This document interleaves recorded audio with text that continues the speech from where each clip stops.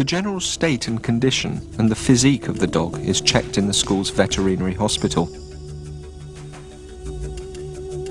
This involves an examination of the dog's teeth, heart, lungs, intestines and genitalia. The dog's hind limbs are given a meticulous inspection. A physical checkup of the limbs includes the testing of the joints and the areas surrounding them, as well as testing how sensitive the bones are to pressure.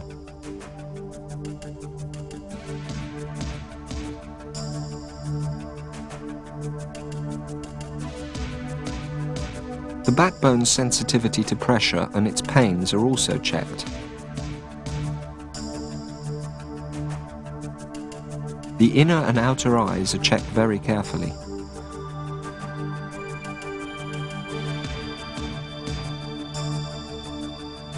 Then the vet carefully inspects the hearing organs. Chronic inflammation of the outer tunnel of the ear will lead to early dog retirement.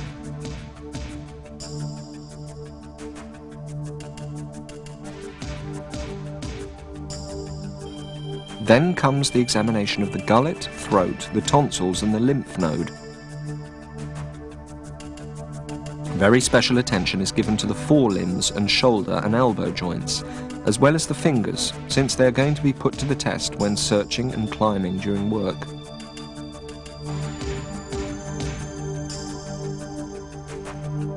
Certain developmental irregularities and distortions caused by past inflammation can be detected by listening to the circulation and lungs of the dog.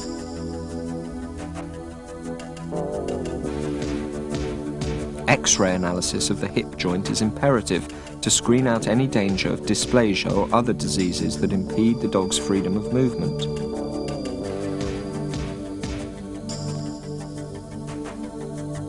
Important information about the condition and bonding of bones and joints can be gleaned from X-rays of the forelimbs and the vertebral column.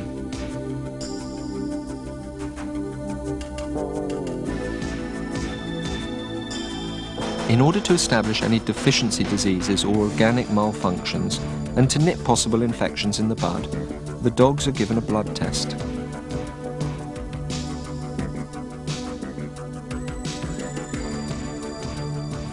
A nose print is also taken. A clear individual identification of the dog is now possible.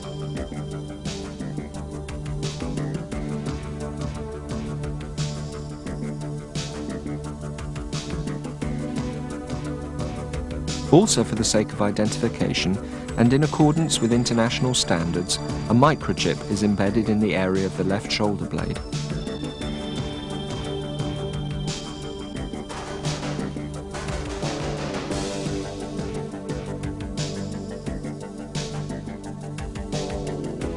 Its number can be read with the appropriate equipment.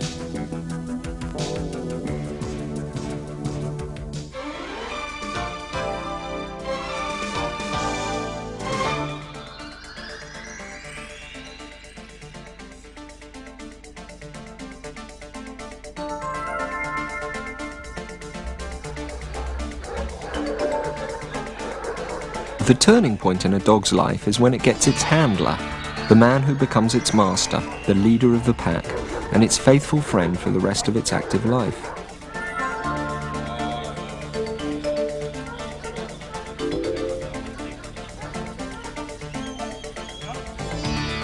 It is the instructor who chooses the dog for the handler.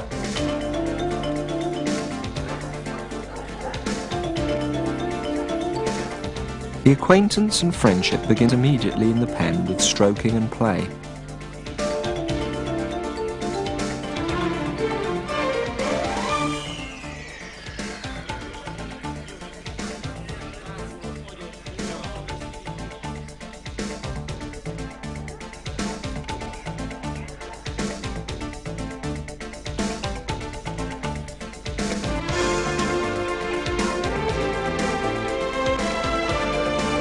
The group games continue in the open air, each dog with its master.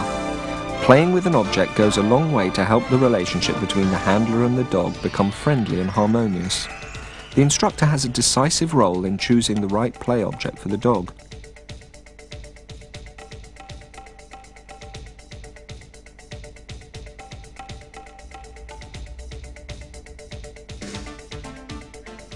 After the games, they rest together, and then the handlers discuss their initial experiences with the instructor.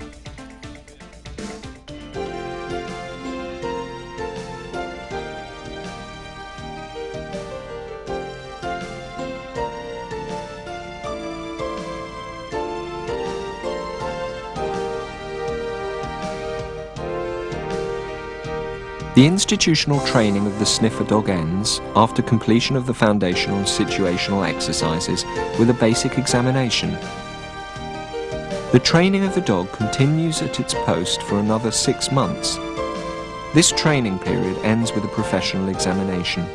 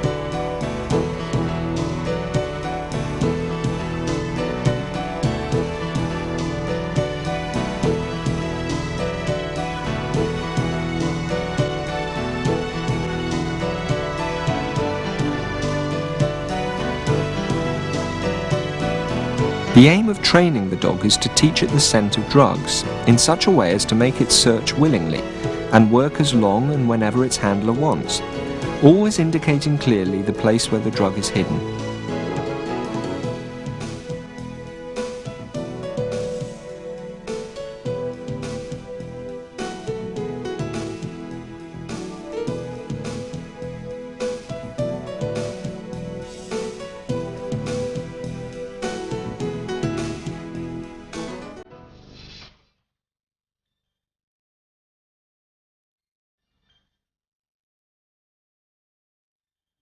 The attachment of the dog to its master is of a decisively emotional nature.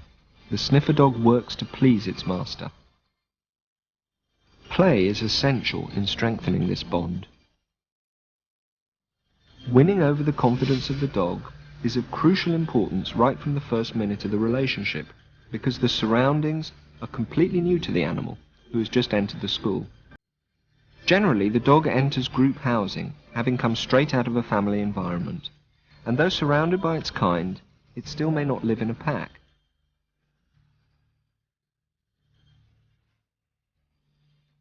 Separated from its old master, its new caretaker becomes the master, who must begin to impose physical exertion, while also demanding emotional ties.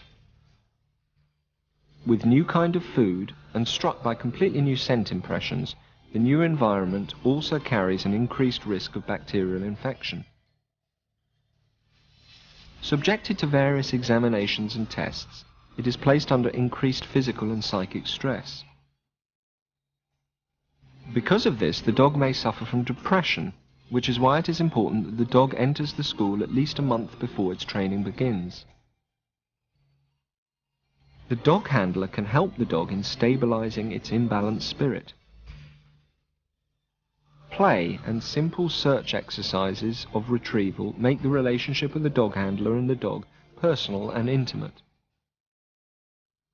A feeling of success, fostered by reward and regular praise, allows the dog to forget its troubles completely.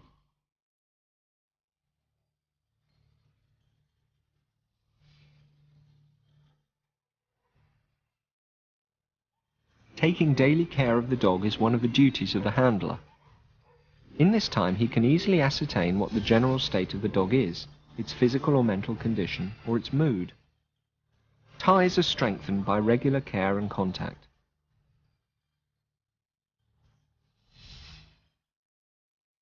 The dog is best fed once a day after work with food specially prepared for dogs that need their strength.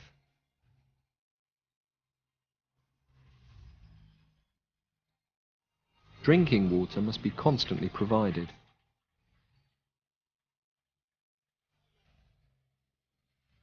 After 14 days on the course, the aptitude of the dog and the handler is examined a second time. The instructor evaluates the ability of the handler to create contact, feel the rhythm, and to solve problems. Also, the handler's desire to play with the dog, the coherence of his activity, balance, and ability to change tones of voice are evaluated. The aptitude of the dog is evaluated by the instructor based on the 8 points mentioned earlier. A score of above 90% is regarded as excellent. By now, it can be judged whether the pairing of the dog handler and the dog was successful or not. If a satisfactory emotional relationship has not evolved, the instructor makes sure that the dog is exchanged.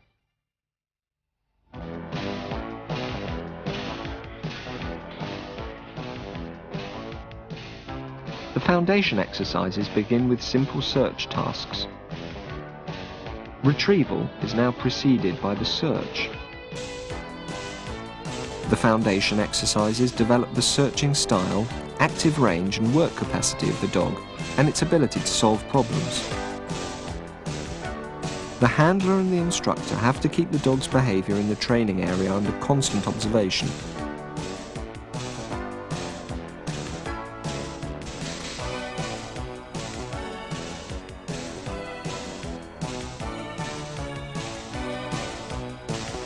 The self-assurance and bravery of the dog is increased on specially designed training structures. The dog has to be able to negotiate high and low ground with equal confidence.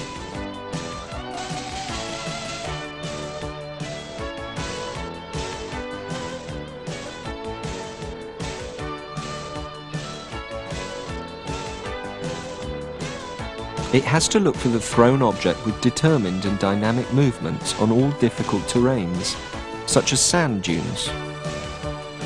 Finding it is a gratifying experience for the dog. The dog takes part in search exercises conducted in a furniture warehouse, where work is initially easier and then the circumstances are gradually made more difficult.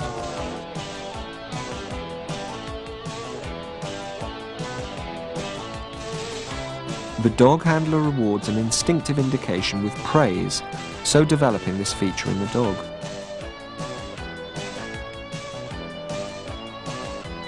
The foundational exercises are held at frequently varied venues, so that practice does not become monotonous. The dog can choose a favourite play object of its own.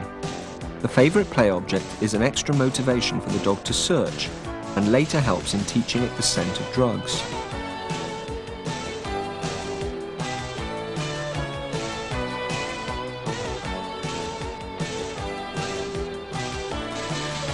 An important element of the training is the game of retrieval as a winding down exercise.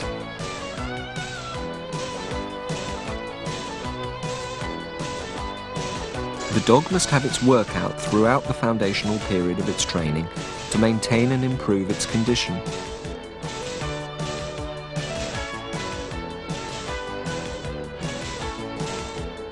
The required signal is found and ingrained in the dog by hiding the play object in simple places and the expert work of both handler and instructor on the dog's technique.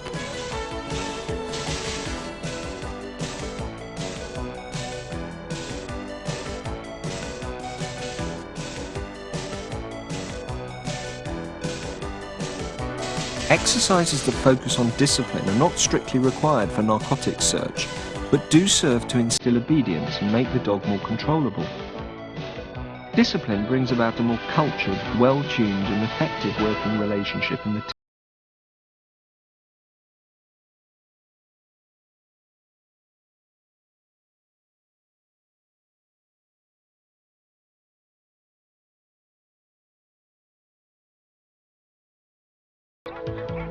The group games bring out the hunting instinct of the dog, thus reinforcing the dog's will.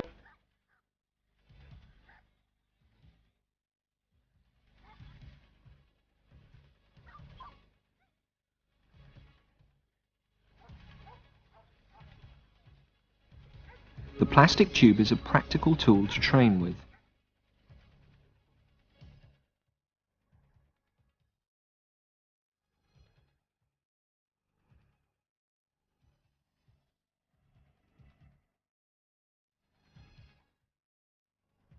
A simple hide helps the dog get used to searching a lorry. The dog handler directs the dog's attention to the lorry, with the dog on a leash. This is a way to improve its style and raise its searching spirit.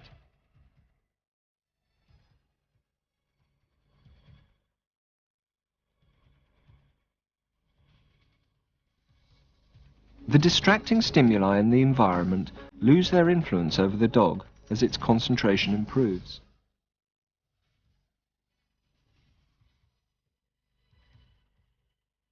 After a successful search, the dog can have the play object.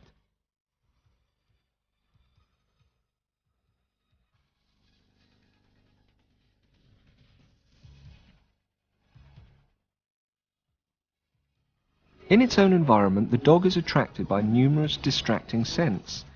It is important to motivate the dog to concentrate on the search so that it can finally get the object.